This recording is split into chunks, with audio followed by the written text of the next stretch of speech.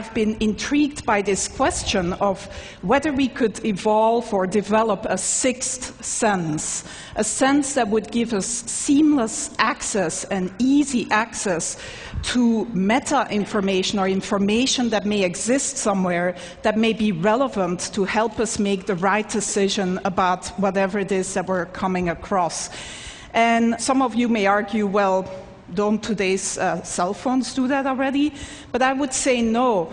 When you meet someone here at TED, and this is the top networking place, of course, of the year, you don't shake somebody's hand and then say, can you hold on for a moment while I take out my phone and Google you? Or when you go to the supermarket and you're standing there in that huge aisle of different types of toilet papers, you don't take out your cell phone and open a browser and go to a website to try to decide which of these different toilet papers is the most ecologically responsible purchase to make. So we don't really have easy access to all this relevant information that can just help us make optimal decisions about what to do next and what actions to take.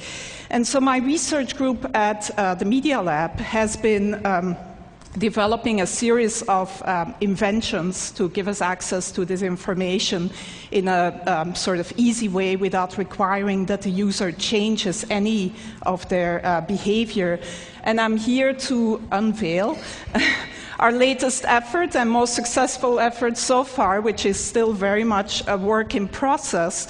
I'm actually wearing the device right now, and we've sort of cobbled it together with components that are off the shelf, and that, by the way, only cost $350 at this point in time. I'm wearing a camera, just a simple webcam, a portable battery-powered projection system with a little mirror. These components communicate to my cell phone in my pocket, which acts as the communication and computation device. And in the video here, we see my student Pranav Mistry, who's really the genius who's been implementing and designing this whole system. And we see how this system lets him walk up to any surface and start using his hands to interact with the information that is projected in front of him. The system tracks the 4 significant fingers. In this case, he's wearing simple marker caps that you may recognize. But if you want a more stylish version, you could also paint your nails in different colors. And the camera basically tracks these 4 fingers and recognizes any gestures that he's making, so he can just go to, for example, a map of Long Beach, zoom in and out, etc. The system also recognizes iconic gestures, such as the take a picture gesture, and then takes a picture of whatever is in front of you. And when he then walks back to the Media Lab, he can just go up to any wall and project all the pictures that he's taken, sort through them and organize them and resize them, etc. Again, using all natural gestures. So some of you most likely were here 2 years ago and saw the demo by Jeff Hahn, or some of you may think, well, doesn't this look like the Microsoft Surface table? And yes, you also interact using natural gestures, both hands, etc. But the difference here is that you can use any surface. You can walk up to any surface, including your hand, if nothing else is available, and interact with this projected data. The device is completely portable and can be...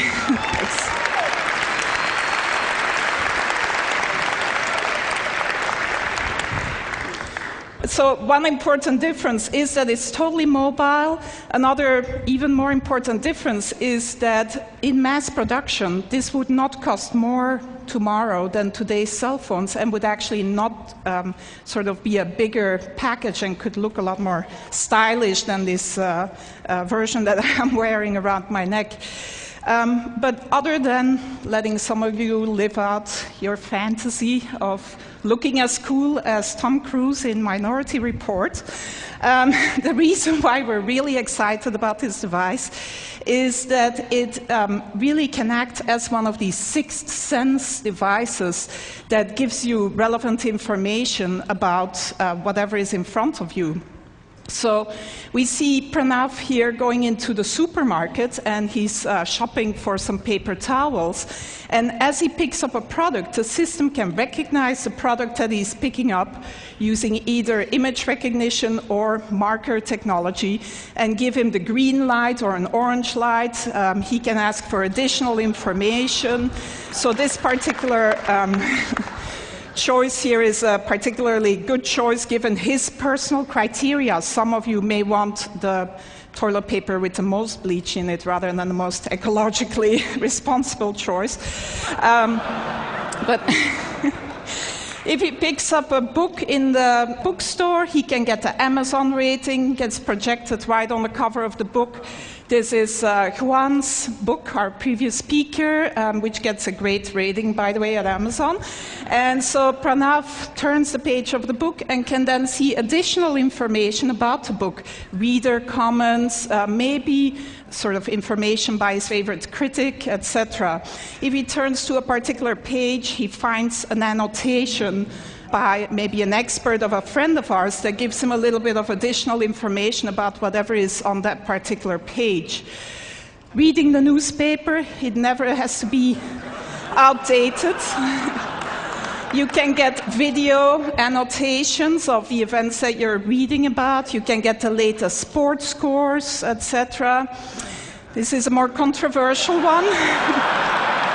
As you interact with someone at TED, maybe, you can see a word cloud of the tags, the words that are associated with that person in their blog and personal web pages. In this case, the student is interested in cameras, etc. On your way to the airport, if you pick up your boarding pass, it can tell you that your flight is delayed, that the gate has changed, etc. And if you need to know what the current time is, it's as simple as drawing a watch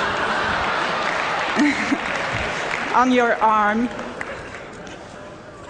So that's where we're at so far in developing this sixth sense that would give us seamless access to all this relevant information about the things that we may come across.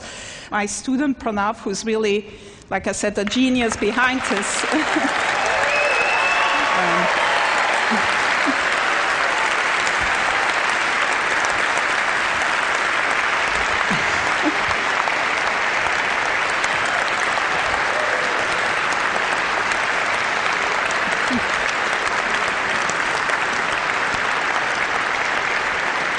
He does deserve a lot of applause because I don't think he's slept much in the last 3 months, actually, and his girlfriend is probably not very happy about him either. But it's not perfect yet. It's very much a work in progress, and who knows, maybe in another 10 years we'll be here with the ultimate sixth sense brain implant. Thank you.